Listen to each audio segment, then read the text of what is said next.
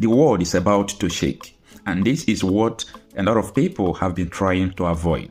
But it seems that the wider escalation is about to take place. But before we go further, listen to what Prophet Sadhu Sundar Selvaraj said on January 1st of this year.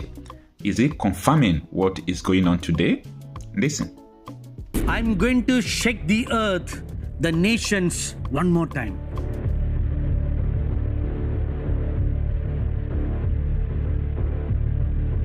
He shaked before, especially in 2020 and 2021.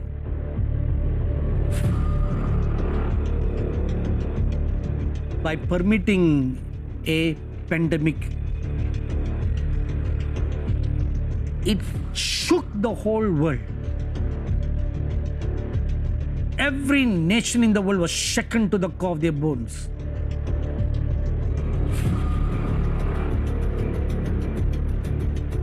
They didn't know how to handle it. They didn't know how to deal with it. Now the Lord says, one more time I'm going to shake. Shake the earth. Shake the nations. I'm going to shake them because I'm judging the nations.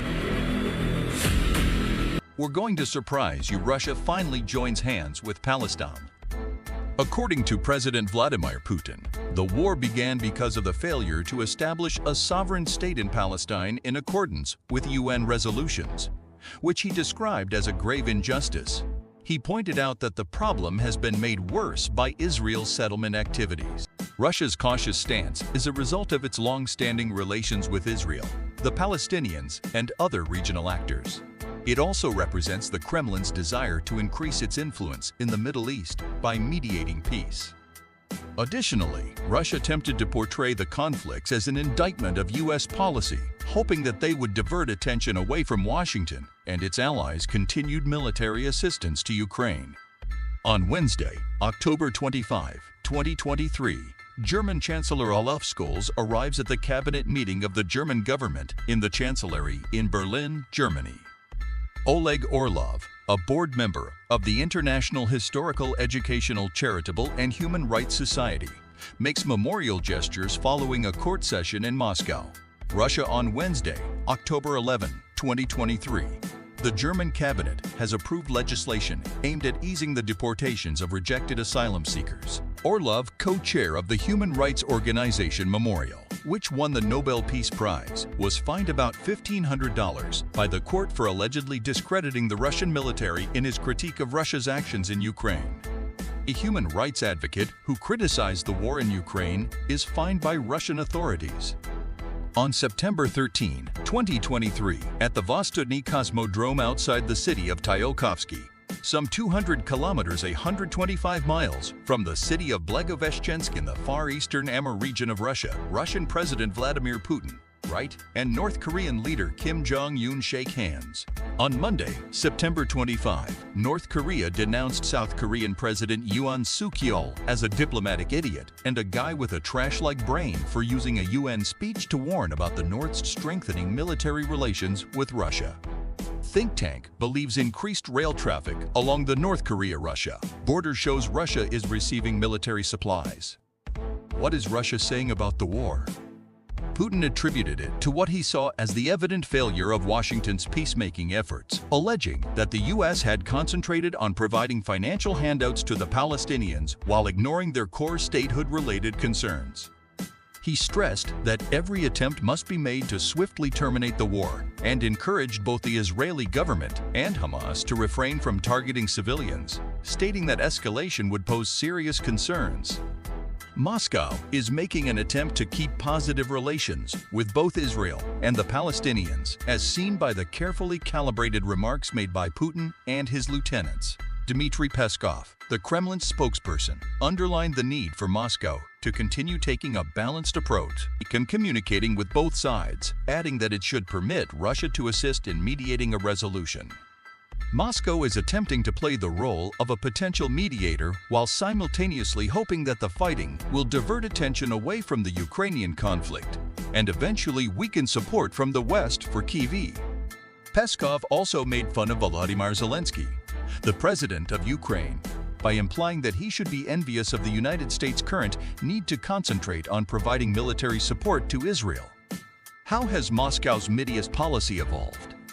Moscow provided the Palestinians and their Arab allies with diplomatic and military backing during the Cold War as they opposed Israel. Following the 1967 Arab-Israeli War, the Soviet Union severed diplomatic ties with Israel. Just before the USSR collapsed in 1991, Mikhail Gorbachev, the leader of the Soviet Union, reorganized foreign policy and re-established relations with Israel, which led to a change in Moscow's policies. Russia's influence in the world declined in the 10 years following the dissolution of the Soviet Union due to political unrest and economic collapse, which prompted the Kremlin to retreat inward. Putin maintained close relations with Israel while working to resurrect long-standing Middle Eastern relationships after assuming power. Russia joined the United States, the European Union, and the United Nations as one of the 4 mediators in the Middle East, but it was less involved in the efforts than the United States. In order to support President Bashar Assad's administration during a civil war, Moscow teamed up with Iran in 2015 and dispatched troops and bombers to Syria, a longtime friend. Assad was able to regain control of the majority of the country thanks to Russian assistance, which also increased Moscow's influence in the Middle East. How close are Russia and Israel? Russia and Israel have progressively increased economic and other interactions since the dissolution of the Soviet Union and fortified their security ties. Over 1 million individuals from Russia and other former Soviet states have relocated to Israel. This development has been cited by Israeli and Russian officials as a key element in strengthening relations. Even though the Israeli military often assaulted Iranian forces that had joined up with Russian troops in Syria, Moscow's relations with Israel remained solid during Russia's involvement in that nation. Assad's forces shot down a Russian reconnaissance aircraft in 2018 in response to an Israeli airstrike, killing all 15 persons on board. Although the Russian and Israeli militaries maintained deconfliction channels throughout the combat in Syria, the incident briefly strained relations. The Russian-Israeli relationship has been put to the test severely by Putin's invasion of Ukraine. Israeli officials have tread carefully. They have expressed sympathy for Kyiv, but declined to arm it. Putin's assertion that Zelensky, a Jew, was actually a neo-Nazi infuriated a lot of Israelis. Early in the conflict, Israeli efforts at mediation were also commended by the Russian president.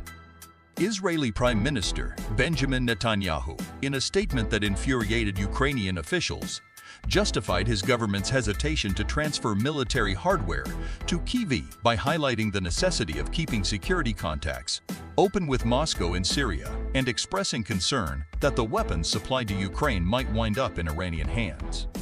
How did Russian-Palestinian ties evolve? Moscow was the Palestinians' principal ally throughout the Cold War, providing them with military, economic, and political support. The Palestinian forces were armed, trained, and given considerable subsidies by the Soviet Union. Putin has taken steps to strengthen these connections, which were neglected following the fall of the Soviet Union as the Kremlin concentrated on internal issues. Although it has also made contact with Hamas, Moscow has received Palestinian leader Mahmoud Abbas on multiple occasions. Ismail Haniyeh, the head of Hamas, met with Russian Foreign Minister Sergei Lavrov in September 2022 at one of his visits to Moscow. Where do Russia and Iran cooperate? The Soviet Union was criticized by the leaders of the Islamic Revolution in Iran in 1979 as a lesser Satan in contrast to the Great Satan or the United States. But Russia and Iran developed strong connections following the fall of the Soviet Union as Iran's tensions with the West increased. Moscow constructed Iran's first nuclear power facility and strengthened its relations with Tehran. As Iran and Syria joined forces to support Assad's administration during the Syrian conflict, their relations became increasingly closer. Iran has given Moscow hundreds of Shahed explosive drones throughout the conflict in Ukraine, which the Russian military has used to target Ukraine's vital infrastructure and energy sectors. Russia purportedly received drone technology from Iran as well, and Russia constructed a facility to manufacture them. Moscow is anticipated to give Iran cutting-edge fighter jets and other contemporary armaments in exchange. What other alliances has Moscow sought? Russia has taken steps to strengthen ties with Saudi Arabia, Iran's principal regional foe, as part of its efforts to increase its influence globally. Despite the fact that the Saudis supported Assad's opponents and Moscow supported the Syrian president, Riyadh and Moscow have been able to work out their differences and increase their collaboration on other fronts. Putin and Saudi Crown Prince Mohammed bin Salman have developed tight personal relationships which have grown stronger as US-Saudi relations have been bogged down in disagreements in recent years. Putin's connections to bin Salman made it possible for Moscow and Riyadh to lead an OPEC agreement to reduce oil supply, which raised falling oil prices to the advantage of oil-producing nations. That's all for today's video. Vladimir Putin, the president of Russia, would prefer a new conflict in the Middle East.